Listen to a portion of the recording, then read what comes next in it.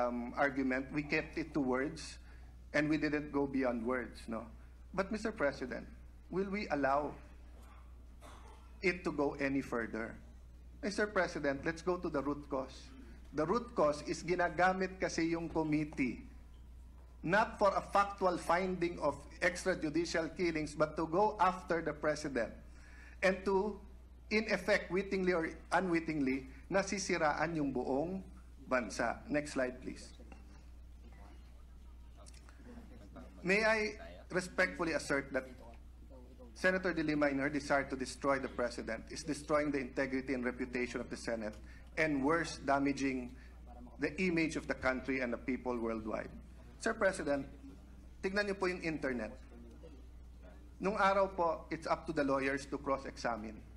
But with the world of social media, every phone has a camera.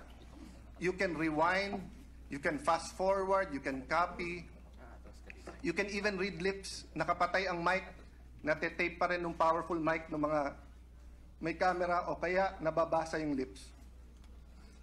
I'll not go through all of it, Mr. President, but tignan niyo po yung witness na dinala po dito. Una, sinabi, Paulo Duterte is a drug addict. Vice Mayor, the Honorable Vice Mayor of Davao. There was no question from the chair what the evidence was.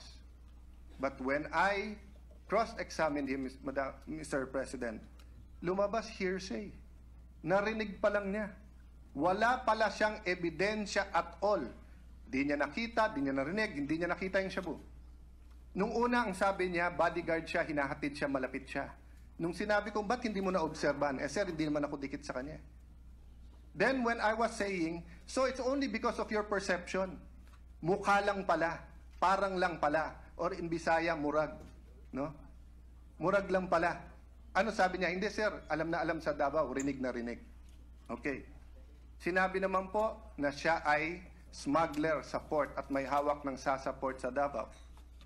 But the Secretary of Justice, Secretary De Lima, during that time, investigated this. And she even helped ask Mayor Duterte, or at least it was BAR's Commissioner Kim Henares who called Mayor Duterte and asked him for help.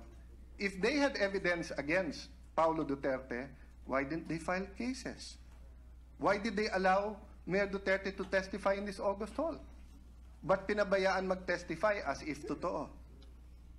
Sinabi po nung pinatay daw yung Richard King, and my condolences to the family, it's so hard to get over a killing in the family, but to be brought into the limelight like this and then to add certain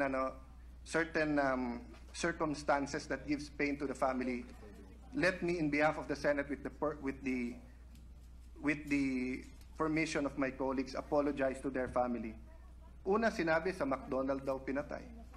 Oh, hindi ba, Mr. President, mukha na tayong napakababaw na Senado? Tignan niyo po social media.